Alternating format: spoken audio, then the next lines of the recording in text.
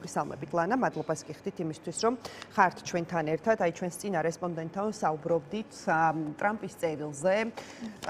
რომელზეც ესე ვთქვათ, ტრადიციულად ძალიან დიდი იმედები დაამყარა ხელისუფლებამ, რომ აი ტრამპი მზად არის, რომ ჩვენ რაღაცა ორმხრივი ურთიერთობა და თანამშრომლობა გავაგრძელოთ. რა სიტყვით თქვენთვის რა იკითხებოდა რეალურად ამ წერილში? ეს იყო რაღაც, არ ვიცი, ფორმალური პასუხი, ესე ვთქვათ, მილოცვაზე მადლობა, თუ რამე სხვაც დაინახეთ, რაზეც ცდილობს ახლა პროპაგანდის გზით, მათ შორის ხელისუფლება დაარწმუნოს ამ მომრჩეველს, რომ შტატებსაც აქვს სურვილი დაალაგდეს ქართულ ოცნებასთან. მოგესალმებით და მივესალმებით ტელემაყურებელს. რა თქმა უნდა, ჩვენ ძალიან გაგვიხარდებოდა, რომ რეალური ნაბიჯები გადადგმულიყო სტრატეგიული პარტნიორობის აღდგენის მიმართულებით, თავდაცვის სფეროში განსაკუთრებით, შემდგომი ურთიერთობების გაღრმავების მიმართულებით, თუნდაც თავისუფალი ვაჭრობის მიმართულებით, სავიზო რეგულაციების უფრო მეტად შემსუბუქების მიმართულებით, მაგრამ ჯერჯერობით მხოლოდ ვხედავთ იმას, რომ ქართული ოცნება პროპაგანდისტული მიზნით რა თქმა უნდა იყენებს პასუხს მილოცვაზე, რაც არის სტანდარტული და აბსოლუტურად შაბლონური პასუხი და არ არსებობს მილოცვა, მით უმეტეს დამოუკიდებლობის დღესთან დაკავშირებით, რომელზედაც საპასუხოდ რა თქმა უნდა არ მოდის შემდეგ უკვე სამადლობელო წერილი. რაც შეეხება უშუალოდ ურთიერთობებს ამერიკის შეერთებულ შტატებსა და საქართველოს შორის, რა თქმა უნდა საქართველოსთვის არის დამაზიანებელი ის ფაქტი, რომ ჩვენი სტრატეგიული პარტნიორობა არის შეჩერებული თავის ყველა ჯგუფში, განსაკუთრებით პირველ ჯგუფში, რომელიც არის თავდაცვისა და უსაფრთხოების მიმართულებით, ჩვენ ვხედავთ ხოლმე რამდენი წელია უკვე რომ წინ გადადგმული ნაბიჯები არ არის იმიტომ, რომ ამერიკის შეერთებულ შტატებს აქვს თავისი სტანდარტები. ეს სტანდარტები რა თქმა უნდა ეფუძნება დემოკრატიული პროცესების სიჯანსაღეს, ეფუძნება რეალური პოლიტიკური გადაწყვეტილების მიღების სურვილს და გადადგმულ ნაბიჯებს. ეს გადაწყვეტილებები ეფუძნება საქართველოს ეროვნულ ინტერესებს, ქართველი ხალხის დამოკიდებულებას ზოგადად საერთაშორისო პროცესების მიმართ და მაშინ, როდესაც ხედავენ, რომ თავისუფალი სამართლიანი არჩევნები კონკურენტიანი საქართველოში არ ჩატარებულა, როდესაც ხედავენ, რომ შეკრების და გამოხატვის თავისუფლება იზღუდება ჩვენს ქვეყანაში, თავისუფალი პროფესიების ადამიანები, ყველა სფეროს წარმომადგენლები არიან პენიტენციურ დაწესებულებებში და ჩვენ ვხედავთ, რომ აქაც ორმაგი სტანდარტია, ვიღაცა შეიძლება ქუჩაში ფიზიკურად იმდენად ძლიერი შეურაცხყოფა მოგაყენოს, გაგისწორდეს და ისინი არ ისჯებოდნენ და შენ როდესაც შეკრების თავისუფლებას, ანუ კონსტიტუციურად მინიჭებული უფლებებით გახარ ქუჩაში და დაუშვათ პოლიციელი, ამ შემთხვევაში ამაღლობელი შემთხვევაზე ვსაუბრობ, მაპროვოცირებელი დანაშაულებრივი ქმედებით შენზე ძალადობს და ამის საპასუხოდ შენ კონკრეტულ აქტს განახორციელებ, რომელიც თავისუფლად შეიძლება ჩამჯდარიყო ადმინისტრაციულ სამართალდარღვევად მონაცვლულიყო და საპატიმროდ არ გამოეყენებინა სისხლის სამართლებრივი წესით დაჟა, აქ უკვე ჩანს ორმაგი სტანდარტი და ცხადია, ჩვენი პარტნიორები ყველანი ამას ხედავენ. ნეტავ იყოს ის მდგომარეობა, რომ საქართველოსთან ნამდვილად გადაიდგას ნაბიჯები, პოლიტიკური ნება იყოს ქართული ოცნების მხრიდან, რომ აღდგეს ურთიერთობები ამერიკის შეერთებულ შტატებთან, დიდ ბრიტანეთთან, რომელიც არ გახლავთ ევროკავშირის წევრი ქვეყანა, მაგრამ უმნიშვნელოვანესია ჩვენი საერთაშორისო მხარდაჭერის თვალსაზრისით და ჩვენ ვხედავთ ხომ ინვესტიციების მიმართულებითაც პირველი ხუთეული როგორ ნაწილდება ხო ბრიტანეთი, ამერიკის შეერთებული შტატები, ნიდერლანდები და სხვადასხვა ქვეყნები, სადაც აბსოლუტურად არ არის ის ქვეყნები ჩამონათვალში და ათეულის ბოლოს არიან, რომლის მიმართულებით აქვს ყველაზე მეტი დატვირთვა ქართულ ოცნებას. მაგრამ ამასაც რომ ხაზი არ გაუსვათ ხომ, ბოლო 10 წლეულების განმავლობაში განსაკუთრებით საქართველოს ტერიტორიული მთლიანობის, სუვერენიტეტის მხარდასაჭერად, საქართველოს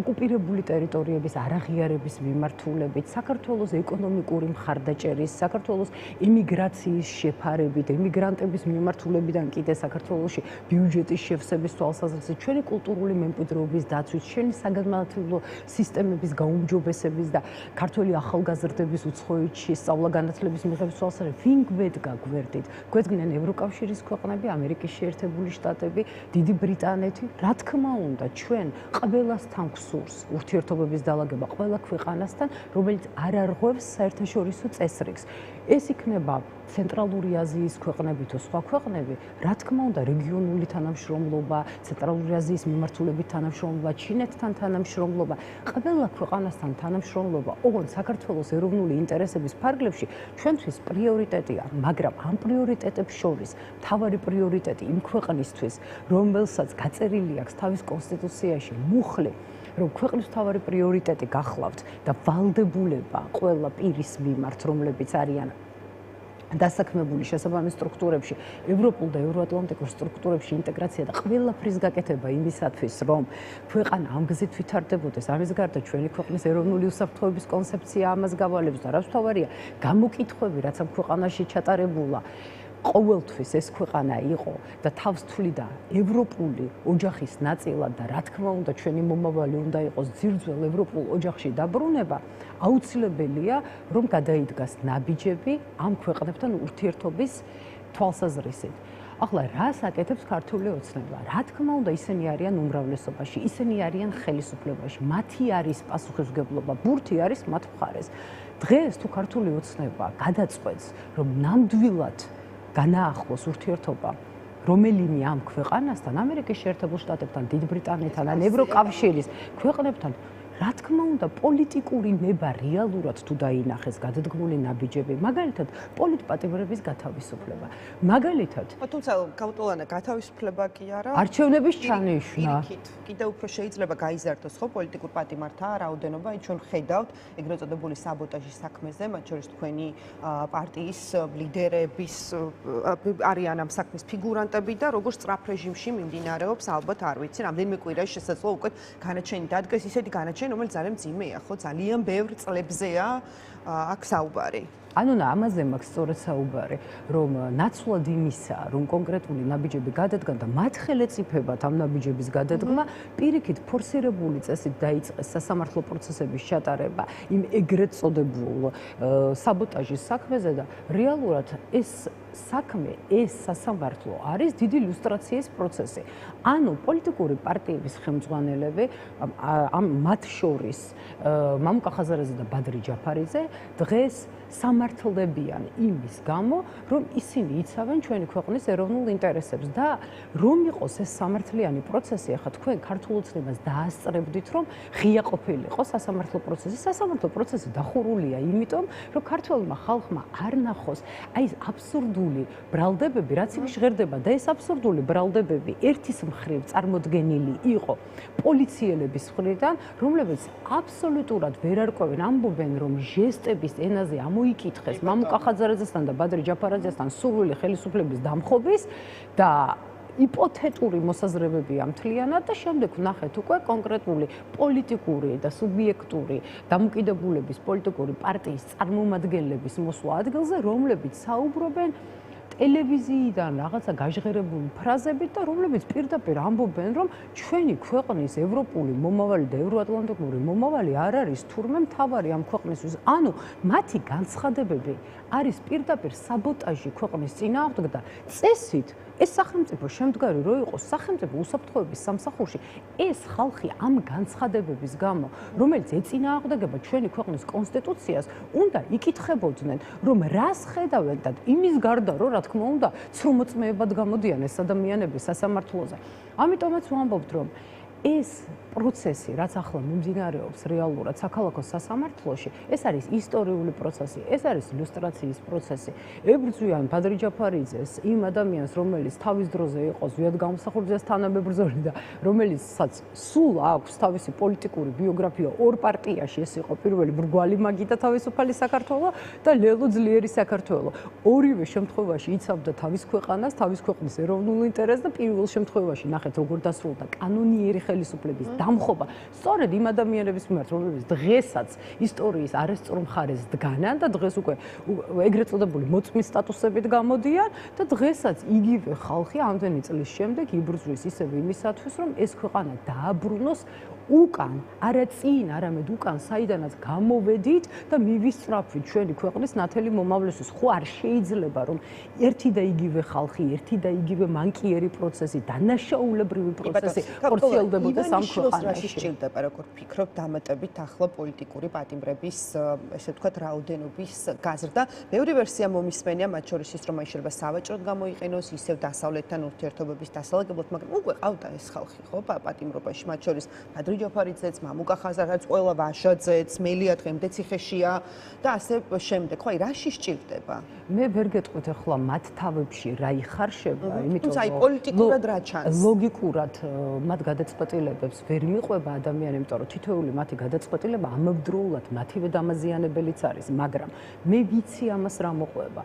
ეს სასამართლო პროცესი თუ დასრულდა ისე, რომ 8 პარტიის წარმომადგენელი ხელმძღვანელი წაიყვანეს ციხეში სამშობლოს სიყვარულისთვის და რეალურად მათ წინააღმდეგ არაფერი არ ექნა, ეს იქნება სირცხვილი, როგორც ქვეყნის შიგნით, ასევე ქვეყნის გარეთ. ეს რა თქმა უნდა საერთაშორისო იმიჯში საერთოდ დაასამარებს ჩვენს ქვეყანას. აქ კიდევ ერთხელ გაესმება ხაზი იმას, რომ ამ ქვეყანაში დემოკრატია მოკვდა, ამ ქვეყანაში პოლიტიკური პარტიების ლიდერები ჩასვეს ციხეში იმისათვის, რომ შეკრების და გამოხატვის თავისუფლების დროს